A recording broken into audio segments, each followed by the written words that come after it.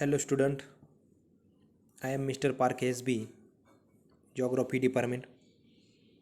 Student, today we discussion the unit number second and subtopic is distribution of population worldwide, pattern of population distribution in the overall the world. So the population of the world is unevenly distributed. In many places, people are few, and there are few places which or where people are mainly. It is the fact about the population distribution in the world and India. म्हणजे लोकसंख्येच्या वितरणाचा आपण जगाच्या लोकसंख्येच्या वितरणाचा ज्यावेळेस अभ्यास करतो त्यावेळेस आपल्या लक्षात येतं की ही जी लोकसंख्या आहे किंवा ही जी पॉप्युलेशन जगामध्ये आहे ती वेगवेगळ्या ठिकाणी वेगवेगळ्या प्रमाणात आपल्याला दिसून येते. ती अनइव्हन स्वरूपाची जी आहे ती एकसंध स्वरूपाची नाही आहे. The population distribution has change with the time and location. वेळेनुसार आणि कालावधीनुसार ही लोकसंख्या आपल्याला वेगवेगळ्या ठिकाणानुसार बदललेली किंवा पाहावयास मिळते. With varying rate of population rise we found that nearly 50% of the world people are living on only 5% of the land area.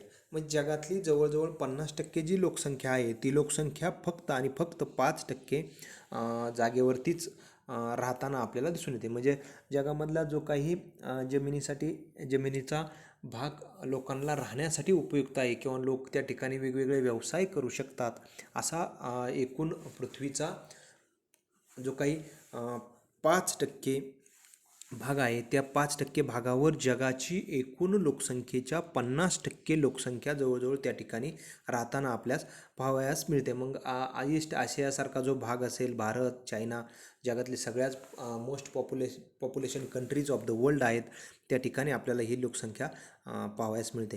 While remaining 50% of the population is 62% of the earth surface. आणि जगाची जी राहिलेली 50% एकूण लोकसंख्या राहते ती 50% लोकसंख्या ही 62% पृथ्वीच्या एकूण भूभागापैकी क्षेत्रफळावरती राहताना आपल्याला दिसून येते. The out of this 33% area of land is uninhabited. म्हणजे त्यातला 33% भाग पृथ्वीवरचा असा आहे की तो आपण आजपर्यंत त्याचा वापर किंवा तो अत्यंत कमी प्रमाणात आपल्याला त्या ठिकाणी वापरता येतो. This information support that the spatial distribution is uneven on the earth. We will come to know if we study the map of the world population. जेव्हा आपण जगाच्या लोकसंख्येचा मॅप पाहतो त्यावेळेस आपल्याला त्या ठिकाणी पॉप्युलेशन ही अनइव्हन डिस्ट्रीब्युशन झालेली पाहावयास मिळते. We will come to know if we study the map of world population. There are few places where more people are living and there are many places where nobody is living. असा काही भाग आहे की त्या ठिकाणी आपल्याला लोकसंख्या राहताना सापडते तर काही भागावरती लोकसंख्या आपल्याला राहताना सापडत नाही. मग अंटार्क्टिका खंडासारखा भाग असेल, रशियाचा उत्तरेकडील सायबेरियन प्रांत असेल, ग्रीनलँड असेल, अशा भागामध्ये अत्यंत विरळ स्वरूपात आपल्याला लोकसंख्या दिसते. त्याचबरोबर हॉट डेझर्ट असतील त्या ठिकाणी किंवा कोल्ड डेझर्ट असतील त्या ठिकाणी आपल्याला लोकसंख्या अतिशय विरळ प्रमाणात राहायला पाहावयास मिळते. Pattern of population distribution. The pattern of population distribution and density of population help us to understand the demographic characteristic of any area. It is the term which explain where and what percent and how many peoples are living. Population distribution refers to the way people are scattered over the earth's surface. The 90% population live in only 10% area. मग जगाच्या एकूण लोकसंख्येच्या 90% लोकसंख्या ही 10% भागावरती आढळून येते. आणि मग ह्या लोकसंख्येचा ज्यावेळेस आपण अभ्यास करतो त्यावेळेस वेगवेगळे डेमोग्राफिक फीचर्स आहेत. मग त्यामध्ये पॉप्युलेशन ग्रोथ असेल, पॉप्युलेशन डिस्ट्रीब्युशन असेल, त्याचबरोबर एज सेक्स रेशो असेल, कास्ट कंपोजिशन असेल, लँग्वेजेस असतील, या सगळ्या घटकांचा डेमोग्राफिक लिटरसी असेल डेमोग्राफिक फीचर्समध्ये किंवा कॅरेक्टरिस्टिकमध्ये अभ्यास केला जातो. According to 2018 data publish by India to show that 60% of world population lives in Asia. The 10 most population countries of the world contributes about 60% of the world population. Out of these, 6 countries are located in Asia, according to population data published by India Today on September 2018. The average density of 50% per square km. Asia is the density of 100% per square kilometer. म्हणजे India today जी भारतातील वर्तमानपत्राची वर्तमानपत्र आहे याच्यामार्फत आपल्याला September 2018च्या आकडेवारीनुसार भारताची व जगाची माहिती आपल्याला पाहताना लक्षात येतं की जगाच्या जवळजवळ 100% जी लोकसंख्येची घनता आहे ती आशिया खंडामध्ये पाहावयास मिळते. आणि हे पाहत असताना आपल्या लक्षात येतं की लोकसंख्येचा अभ्यास करत असताना लोकसंख्या ही कमी जास्त प्रमाणात जगामध्ये वेगवेगळ्या ठिकाणी आढळून येते. The European density is 73% per square kilometer. South American density is 24% square kilometer. North America and Australia density is 23 and less than 5% square kilometer.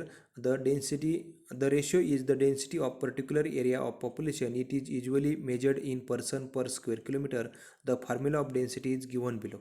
Density is equal to total population upon total area in kilometer. म्हणजे लोकसंख्येची घनतेचा ज्यावेळेस आपण अभ्यास करतो त्यावेळेस लक्षात येतं लोकसंख्येची घनता बरोबर एकूण लोकसंख्या भागिले एकूण क्षेत्रफळ आणि ते चौरस किलोमीटरमध्ये त्या ठिकाणी त्याचा अभ्यास केला जातो. Population growth refer to the change in number of inhabitant of territory during a specific period of time. This change may be positive as well as negative. It is expressed either in term of absolute number or in term of percentage. Population change in an area is an important indicator of economic development, social uplift and historical and cultural background in the region. Change of population in particular area between 2 point of time is known as growth of population. म्हणजे लोकसंख्येची जी वाढ आहे या लोकसंख्येच्या वाढीच्या संदर्भामध्ये अभ्यास करत असताना लक्षात येते की ही लोकसंख्या वाढ काही ठिकाणी पॉझिटिव्ह काही ठिकाणी निगेटिव्ह स्वरूपात दिसून येते. मग त्याच्यावरती वेगवेगळे घटक त्या ठिकाणी परिणाम करताना आपल्याला आढळून येतं. Change of population in particular area between 2 point of time is non as growth of population. म्हणजे एखाद्या विशिष्ट ठिकाणचा 2 विशिष्ट कालावधीमधला असणारा जो काही लोकसंख्येचा मधील फरक पडतो त्याला लोकसंख्येची वाढ किंवा लोकसंख्येचे घट असं म्हटलं जातं. Growth rate, this is change of population and is expressed in percentage.